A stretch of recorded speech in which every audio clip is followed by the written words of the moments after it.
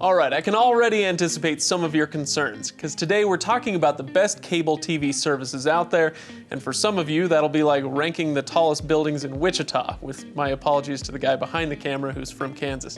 Yeah, we know that cable TV isn't exactly the most beloved industry in the world, and that can probably be chalked up to two things: customer service and billing practices. So, right up front, we'll acknowledge that the industry has some work to do in those areas. But today, we're grading on the curve. So, we'll highlight a few of the companies that we rate highly, and we'll dig into why we do so, and who each company may be a good fit for. We'll talk about Xfinity, COX, Spectrum, and Optimum, so you can skip ahead if you want to hear about one of them specifically. Two other things to note before we get started though. First, we're only going to give a brief overview of each company.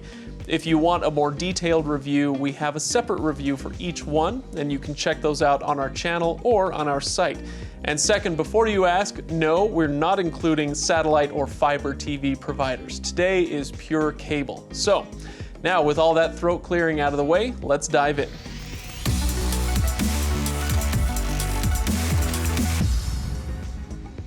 Xfinity's pricing is on the lower end, at least when it comes to their sticker price. Their digital starter TV plan comes in at $50 a month for 140 channels, which is about $15 less than the basic package at COX, which also delivers fewer channels.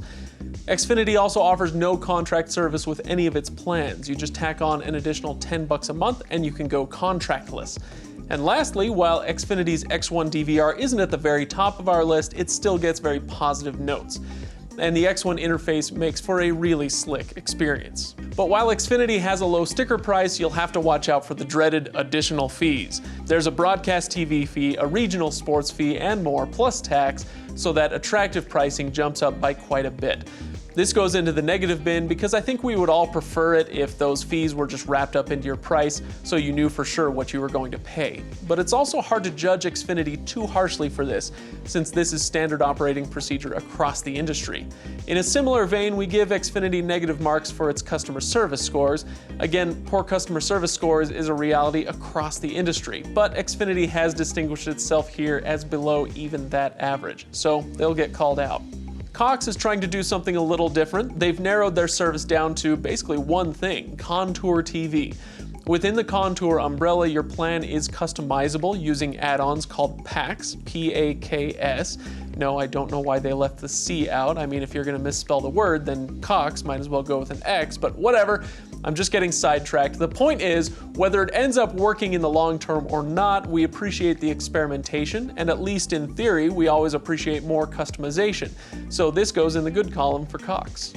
On the other hand, all that customization comes at a price, literally. COX is pricier than other cable TV providers. Their Record 6 DVR, which is roughly equivalent in capability to Xfinity's X1, costs twice as much, $20 a month. So by the time we got to check out on their site and we included the $8.50 receiver fee, our monthly charge was over $90. And that was before all the additional fees and before we'd added any of those add-on packs.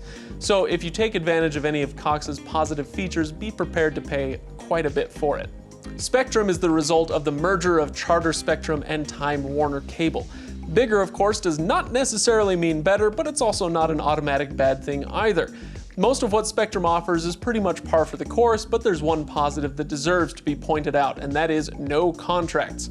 Whereas Xfinity has the option of no contracts for an additional price, Spectrum just doesn't do contracts. Wherever possible, we'd like to see this trend continue, so props to Spectrum for being ahead of the curve in this area.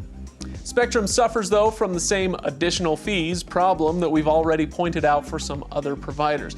It's not as bad as with some others, but there's still something to watch out for there. A bigger bummer for us was that you aren't able to choose your DVR. Spectrum will either send you a DVR from Motorola or Cisco, and you'll have no idea which one it is until it's delivered.